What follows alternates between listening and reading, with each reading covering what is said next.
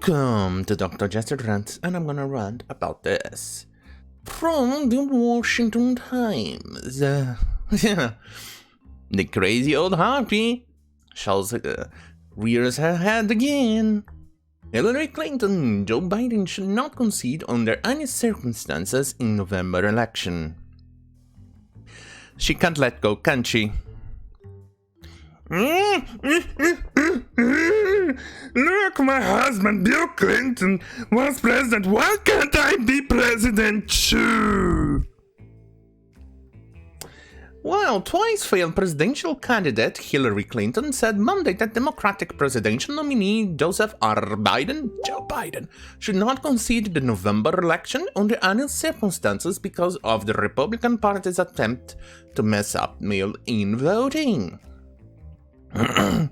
So, you're actually accusing the Republicans of things that you're essentially guilty of. Is that what you're trying to tell us?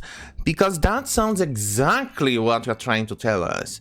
Because, let's face it, let's see, we are going in nearly 4 years of the incessant bullshit of the conspiracy theory that Trump colluded with Russians. That has been, without a question, the longest fucking nothing burger of a waste of taxpayer money and time that has ever endured in the American politics. Because you guys found nothing. There was nothing, and it amounted to nothing. You even managed to pay up somebody to cook up some exceptionally idiotic dossier about Trump that was a fake. And then even poor McCain fell for it. The cronyism, the absolute fucking shenanigans that you guys pulled this election. Well, technically, looking at the stats, apparently since 1968-ish, I think it was 67 or it's 69 or something like that, that the Democrats have been spurging out and claiming vote fraud or election fraud on every single victory by the Republicans, every single one, except when there was a landslide. So basically, in this case, to actually shut these fucking idiot people up for good, or at least for the next 4 years, is that you go out and vote for Trump so there is a landslide and they can then shut the fuck up and enough with the fucking Russian gate. Jesus Christ. Just win on a landslide for once and be done with this, because the Democrats really need a goddamn wake-up call. You're a fucking dirty dingleberry on your fucking bunghole, on your unshaved bunghole that refuses to come out even if you touch the little paper open there. Back to the news. During the interview on Showtime's The Circus, pretty up name, Mrs. Clinton said the election between President Trump and Mr. Biden will be a close one, and that the Republicans will do everything they can to secure a narrow advantage in the Electoral College. In the recent Michigan primary, I was told in Detroit the Republicans had 40 lawyers challenging absentee mail-in voting, and the local reporter talking to one of the lawyers he knew was told it was a dry run for November. The former Secretary of the State, so we've got to have a massive legal operation. I know the Biden campaign is working on that. Oh, the absurdity. We have to have poll workers, and I urge people who are able to be a poll worker, she continued. We have to have our own teams of people to counter the force of intimidation that the Republicans and Trump are going to put outside polling places. So you're actually spreading conspiracy theories about Republicans and Trump on this, that they may actually have some voter suppression or something to to excuse your own voter suppression. Is that it? Jesus Christ. This is a big organizational challenge, but at least we know more about what we are going to do, she says. And Joe Biden should not concede under any circumstances because I think this is going to drag out. And then eventually, I do believe he will win if we don't give an inch. And if we are as focused and relentless as the other side is, she added. Jesus Christ. This is going to be another 4 miserable years of more Russian gate that amounts to nothing.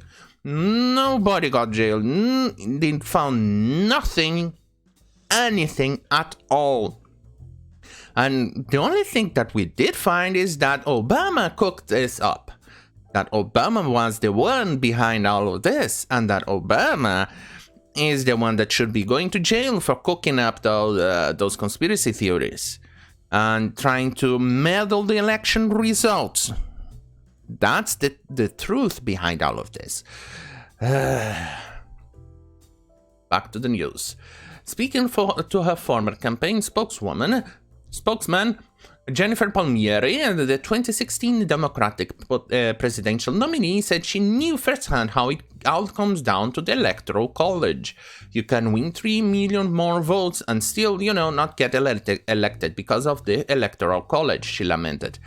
Well, this is the beautiful thing about the Electoral College. It guarantees the equal voice or equal weight to every single voice in America. So the cities don't become the the circle jerking or what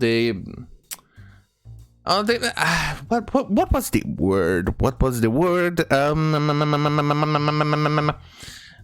Circle jerking, I don't know, a conglomeration of everybody thinking about the same thing and then leading on the country. For instance, you would have a bunch of fucking hippies in San Francisco dictating policies that would affect the rural areas of America because they think that pesticides are evil, and then they will affect the decisions of the government about pesticides, and that would affect the production quality of the products and eventually the quantity of products produced in America, because without pesticides, your production or quantity per acre is going to decrease by the plagues eating your own crops, and that's going to be a huge problem. You're going to cause famine, for instance. They are the ones who peddle in pseudoscience too. For instance, the hippies in San Francisco actually believe that vaccines are evil or some sort of bullshit shenanigans, or that they are out to get you, or that the vaccines are going to harm you in some sort of way. So they then eventually vote for policies who will actually harm your the abilities of vaccines or the industry behind the vaccine in actually giving you the vaccine. So it's not viable, and it has happened, especially in the Latin American shithole that I currently live in. They let the people behind the big cities dictate what happens in the countryside. It's actually pretty much difficult because states or counties in which the population is small and they require very specific rules or laws or regulations, they get overruled by the people from the city, which is just a big bunch of circle jerking each other, sucking up each other's dicks and cocks, and causing the problems we have here. Because of this, I think the Electoral College is one of the best ideas ever, because it gives, for instance, Montana the same amount of voice, the same weight, or the same volume of voice as California. That's why I love it, because that way California cannot dictate what happens in the whole on the whole country. Or, God forbid, we get America with another Trudeau. Or who knows, a Chavez, Morales. Or I don't know, some other Tim Pot dictator. Who knows? Anyway, back to the news. Another point in the interview, Mrs. Clinton said suppress the vote is one of the only ways Mr. Trump can win in November. Exactly like what you're doing, isn't it, Mrs. Clinton? The only way they can win is by either suppressing or stopping voting, or outright intimidating people into feeling that they have to go with the strong guy to stand up against all these threats that Trump is going to gin up to scare people, she said. Oh, you mean that the Chinese virus, the Chinese pressure is all made up, that China is not technically trying to meddle in America, not trying to control the companies, trying to steal the citizens' information, and that they are not trying to attack the world. But no, it's Russia that is the problem.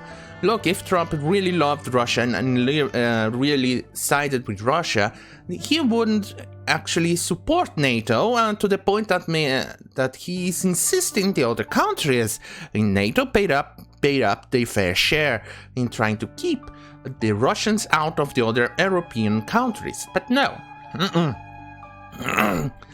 You want someone with no backbone so you can then pull the strings, isn't it, Mrs. Clinton? Okay, back to the news. Then the dark can scare people and force them to seek refuge and security from the kind of authoritarian leader that Trump is showing himself to be. Oh, come on! He's not doing that! Mr. Clinton said fear is really powerful, kind of like how you managed to suicide Mr. Epstein, isn't it? Jesus Christ. And you're also the one who actually supports the defunding of police. Imagine that. Imagine you're living in your city and suddenly your business is getting attacked. You lose everything. Your insurance refuses to cover it up, or you don't have an insurance, or your insurance doesn't cover those doesn't cover vandalism, or if it does, your premium raises so much that you have to increase prices when the monthly payment comes up for your insurance. You go bankrupt, and then you flee to your home, but your home is burned down because the protesters decided to use it for their public, not protesters, rioters, decided to use your home as a public toilet, and then they got bored and burned everything after looting everything you had. Now you're homeless.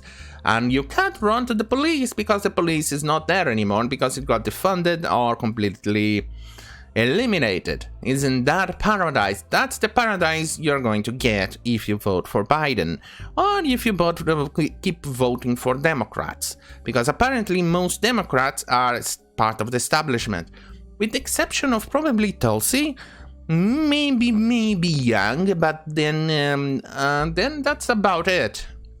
Most of them are really into the establishment. They really want to appease these fucking extremists, extreme left, the control left. They have no desire to serve the people. They just want power.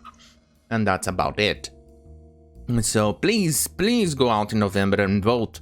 Vote for Trump. And make sure that you vote out, regardless if it is Democrat or Republican, who ends up supporting things like what Mrs. Clinton said, or that most of the Democrats are supporting, like defunding the police. Make sure you vote those people out, regardless of what party they belong to. Well, anyway, thank you for watching. See you on my next video. Good night.